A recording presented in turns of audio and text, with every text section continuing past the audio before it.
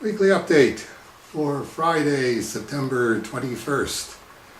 And we're going to update you on the latest Cerebus in Hell #1. Crisis of Infinite Cerebi. It does exist. There it is in three-dimensional form. So it does exist. We've gotten our copies, and Diamond Comics has evidently gotten their copies. Did they get them in time? They needed to get them by the 11th of September in order for them to be in the shipment for the last Wednesday. The 11th September week was the pick week that it's called at Diamond. So if it wasn't there to get picked, it's not going to be there on the last Wednesday of the month. But it does exist, and there are 2,300 copies of it, which means the current record holder remains Nick Com, Agent of Codpiece #1, the Jim Steranko parody of Nick Fury cover that he did back in 1968, 50 years ago. So if you're looking for the rarest Cerebus in Hell #1, this is still it. 1,750 copies. Not only the rarest Cerebus in Hell #1, the rarest #1 period. It's rarer than Cerebus #1 itself from 1977. So hope you're all able to find a copy of that. It's the August issue. Came out a little late, just a little bit into September. And the other thing I wanted to update you on is the Comic Link auction that started September 13th, ends October 4th. And it was kind of funny. I got a phone message from Jeff S. of Minneapolis, Minnesota. Do we have to do that? We all know who we're talking about, right? Jeff Seiler, yeah. So I got a phone message from Jeff. I think it was like the second or third day of the auction, and it was like, what about a buy it now?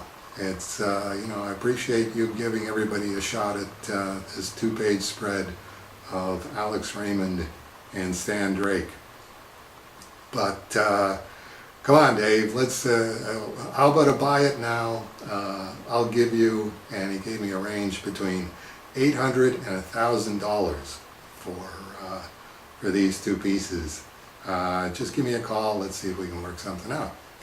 And it's like, I had to think about that, because Rolly had copied down the latest numbers for the auction when it was starting, and I think the two-page spread was at $110 or something like that. So it's like $110, $800, $110, $1,000. I'm really going to have to think about this. And while I was thinking about it, I decided to call Jason at Comic Link and leave a phone message for him saying, I got a crazy guy on the line here, Jason. No offense, Jeff. Who's willing to go 800 or 1,000? He says, on the Stan Drake, Alex Raymond two-page spread. And I'm wondering, why is it that he can't do that at Comic Link? Like, why can't he just throw down $1,000 and sort of scare away all of the competition?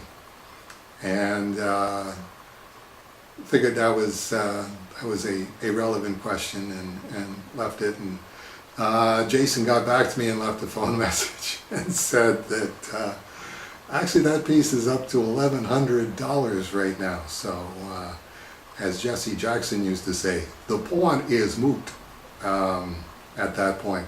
I'm not really sure that the point is moot, because it's still a relevant question. If something's sitting there at $35 and somebody wants to scare everybody else away by bidding $400 or whatever, why is it that the way they got it set up now, you bid, you put in a maximum bid of $400, and then it sort of bids it up for you, and That's okay as long as there's another bidder.